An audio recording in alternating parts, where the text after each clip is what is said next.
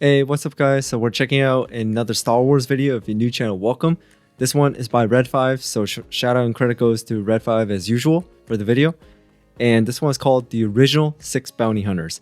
Now, I'm assuming they're talking about the bounty hunters that were shown on the bridge of the Death Star back in episode 5. I remember Bossk, Dengar, this is just off the top of my head. Boba Fett, can't forget Boba Fett, so that's 3. IG-88. I don't remember the others. Those are the 4 I just remember off the top of my head. But we're gonna take a look as to see which bounty hunters I missed. So without anything else, let's just jump into the video. Bounty hunters are one of the most interesting groups of individuals in all of Star Wars. They scour the galaxy in their ships, looking for profitable targets, dealing with shady clients, and going to exotic and distant planets. It's not an easy life, but those quick with a blaster and with a killer instinct could make a living. Most bounty hunters belong to the Bounty Hunters Guild, an organization that regulated the profession and demanded its members to follow the Bounty Hunter Code. During the Imperial era, they would find targets on behalf of the Empire as peacekeeping efforts. The Empire Strikes Back featured the first major appearance of bounty hunters. Well, aside from that...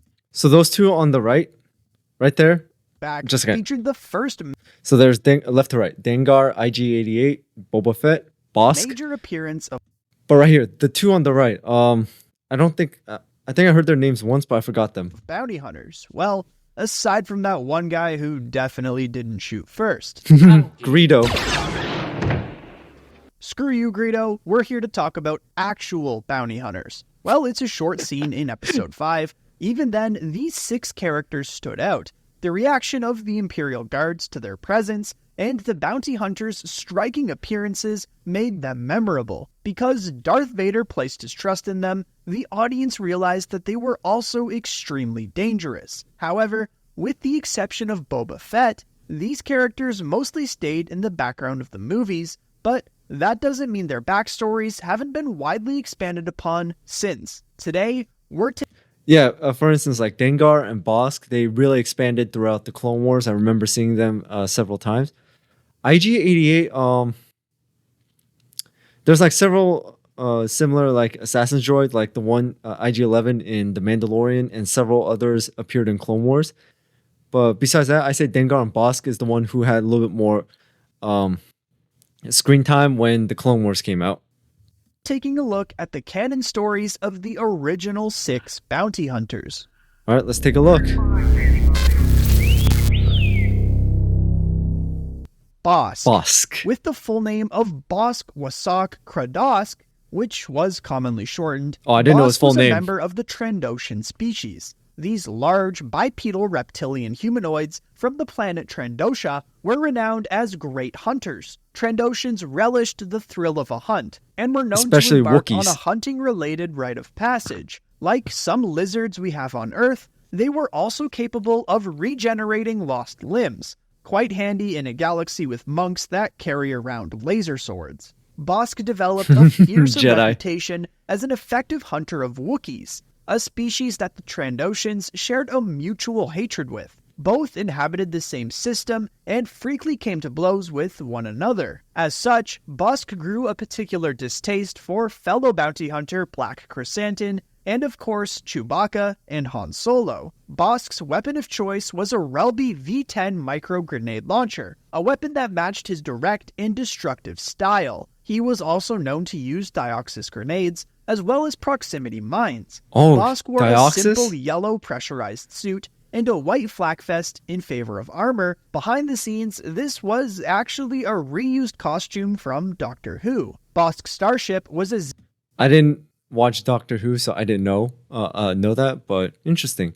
The Z95A4 Headhunter, that's like the prototype of the X-Wing. Z95AF4 Headhunter named Nashta Pup. During the Clone Wars, Bossk worked alongside fellow hunters Aurra Sing and Castus to mentor the orphaned Boba Fett after his father's death in the Geonosis arena. After a stint in a Galactic Republic prison, Bossk worked in Krait's Claw, Boba Fett's new syndicate of bounty hunters, taking jobs for various clients. He even worked with Asajj Ventress, helping her to rescue Quinlan Vos from Count Dooku's palace on Serenno. After the rise of the Empire, Bossk continued to be one of the biggest names in the bounty hunting business, despite eventually drifting apart from Fett and working mostly solo. The two actually came to blows during the War of the Bounty Hunters comic run, in which Bossk and several others attempted to steal the frozen in carbonite Han Solo. I didn't know even that. severed both of Bosk's legs. The Trandoshan can even be seen in the background of a few shots in Return of the Jedi, at Jabba's palace and aboard the sail barge. Though he did survive its destruction, Bossk was still alive and active as a bounty hunter Damn, during how the old reign is he? of the New Republic as a part of Tonga's crew. Dengar, a human from How old is Bossk? Now I think about it. Wow. But I don't remember seeing him in Return of the Jedi or anything like that. I learned something new. the planet Corellia, Han Solo's homeworld, Dengar. once served as a gladiator and swoop bike racer. Dengar was known to enjoy flirting with women and thought very highly of himself and his skills. Dengar wore plated battle armor and a turban to cover his head during his missions, a uniform that became very battered by the time he was summoned to Darth Vader's Super Star Destroyer in The Empire Strikes Back. His preferred choice of weapon during the time of the Galactic Civil War was a DLT-19 heavy blaster rifle, which was supplemented by the use of mini grenades. He also equipped himself with smoke grenades, as well as a fire blade for close quarters engagements. Looks like Dengar a mini owned lightsaber. modified Jumpmaster 5000 called the Punishing One. Whoa. The ship had no holding cell due to the fact that Dengar usually only took in dead bounties. Like Bossk, Dengar was known to be as active as early as the Clone Wars as part of Krait's Claw. During this we era, saw this. Dengar also took jobs for clients such as the Grand Hutt Council, fighting against Maul and his Shadow Collective on Nal Hutta. Though Dengar was unsuccessful in capturing Han Solo in The Empire Strikes Back, he was also later present with Bossk and Boba Fett at Jabba's palace. Dengar's Again, did not see impressive him. longevity led him to continue his work as a bounty hunter even after the Empire was defeated, teaming up with other tenured hunters such as Embo when he joined Jas Amari and her crew after the Battle of Jakku. IG-88. This droid's story is a lot darker than you may have realized. We actually covered it extensively Interesting. in a dedicated video over a year ago, but here's the Took over Death condensed Star version. too. The IG-88 Oh, I didn't droid know that. seen in The Empire Strikes Back was technically called IG-88B, as there were 4 identical IG-88 units with the names A through D created by Holowan Laboratories shortly after the Clone Wars. After realizing their skill and desire to kill, the moment they were first activated, the 4 IG units turned on their creators, killing everyone in the laboratory. Led by IG-88A, the droids began a revolution with an end goal of wiping out all organics in the galaxy. IG-88A even managed to take control of the second Death terrifying. Star and was preparing to send a message out to summon a large army of droids, right before the I didn't know battle that. station was destroyed. Meanwhile, IG-88B, who we'll again refer to as just IG-88, served as a war droid for a time before electing to take on a career in bounty hunting. It was a logical fit, as it gave the droid a chance to murder more organics and earn credits doing so, all the while distracting from IG-88A's plan to overthrow all organic life. From that moment on, he became one of the most feared bounty hunters in the galaxy, in part due to the lingering fear of droids from the Clone Wars, particularly those capable of battle and assassination, gaining notoriety comparable only to that of Boba Fett, his chief rival. IG-88 actually followed Boba Fett to Cloud City,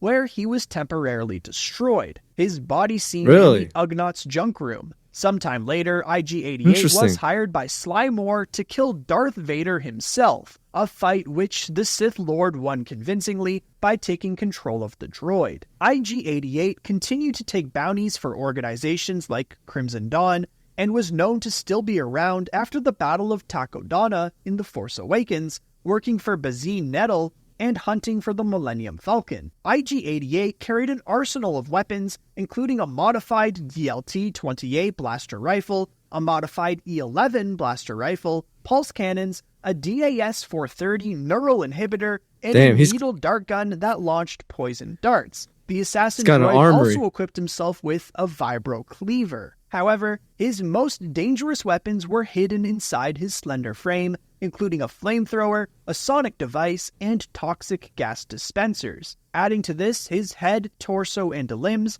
could rotate 360 degrees, meaning IG-88 was almost impossible to ambush. IG-88 owned a modified I mean, we saw how IG-11 did it in The Mandalorian, so I'm not surprised. aggressor-class assault fighter called the IG-2000. Behind the scenes, IG-88's head was a recycled prop from the Mos Eisley Cantina in A New Hope. 4-LOM and Zuckuss. We'll cover these two together because they usually worked as partners. Beginning with 4-LOM, an ambitious like I said, I don't know long-series these two. protocol droid who was assigned to a luxury liner, but logic glitches and personality software corruption allowed him to override his programming.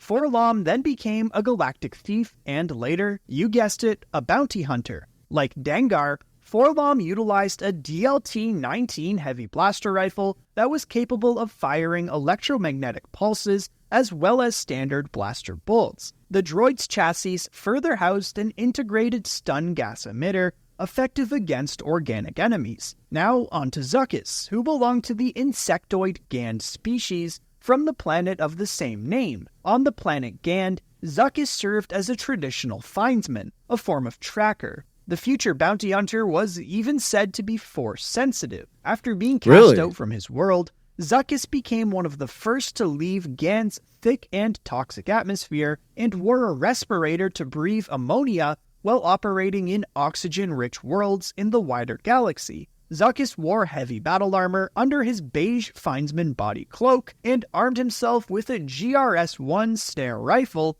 and a knife. Although Zuckuss's uncanny tracking abilities made some uneasy, he and 4-LOM remained a formidable team. The pair of bounty hunters flew aboard the Mist Hunter. Also, on top of that, the one on the left, sorry, like I said, names are still, I'm still trying to get used to the names, but looks like C3PO's body. Formidable team. The pair of bounty hunters flew aboard the Mist Hunter, a modified G-1A starfighter which Zuckuss filled with gases to remind him of his home world. 4-LOM and Zuckuss have been featured in canon much less than the other bounty hunters we've gone over so far, but they did play a big role in the War of the Bounty Hunters comic run. In the Legends timeline, the two actually worked for the Rebel Alliance for a time as they helped Zuckuss with medical treatment. In 1982, they worked for Kenner the Rebels. Infamously released action figures of 4-LOM and Zuckuss, but mixed up their names.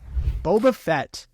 We'll keep this one brief, as Boba Fett is unquestionably the most well-known and heavily featured of the group. You're probably pretty familiar with his story. Boba Fett is the son and technically clone of the legendary Mandalorian bounty hunter Jango Fett, who was known to be the best bounty hunter of his time. Jango Fett was the genetic template for the Republic's clone army, and as payment, he asked for a clone that would right here. It's from Star Wars Bounty Hunter. I did put that in a poll that if you guys want to see me play this game, but right now Mass Effect Andromeda is the one that is like winning the poll by a landslide, but I do have this game on my sites.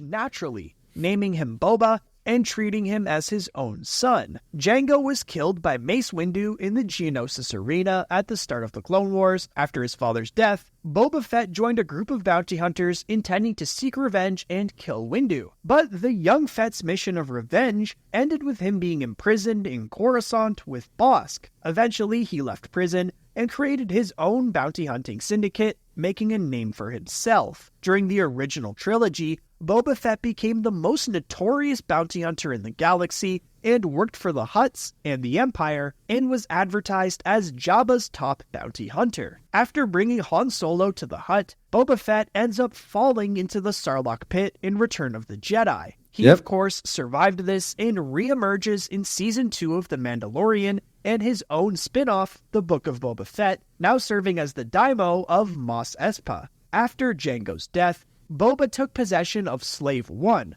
a modified fire... Finally, they called it, at least Red 5 calls it Slave One, because I remember in The Book of Boba Fett, I don't know if it's because it's Disney, they would not call it Slave 1 because of the name. They just called it the Fire Spray Gunship or something like that. And I was like, come on, man, we gotta hear the name. Fire Spray 31 class patrol There it is, yeah. craft, which was armed with the best sounding explosive in all of Star Wars, the Seismic Charge.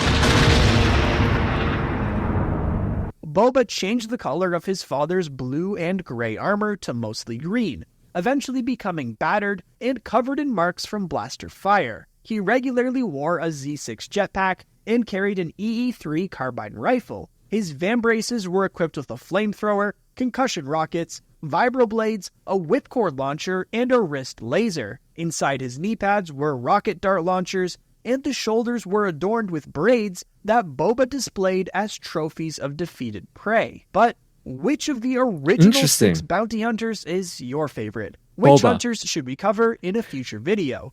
Let me know in the comments. Come join us to chat more at our community Discord server, linked in the description. If you enjoyed today's Star Wars video, we've got more on the screen for you right now. Also make sure to drop a like, and if you're new to the channel, hit subscribe to join the Red Squadron. Until next time, thanks for watching, and may the Force be with you. Red 5, standing by. Alright, so that was another great video by Red 5, the original 6 bounty hunters. So to answer this question, which is my favorite? Boba Fett. I mean, come on. He's the most well-known out of all. He's wearing Mandalorian armor, which is a huge bonus for me. And he's got his own series and everything, and his story is amazing. So Boba Fett is my favorite.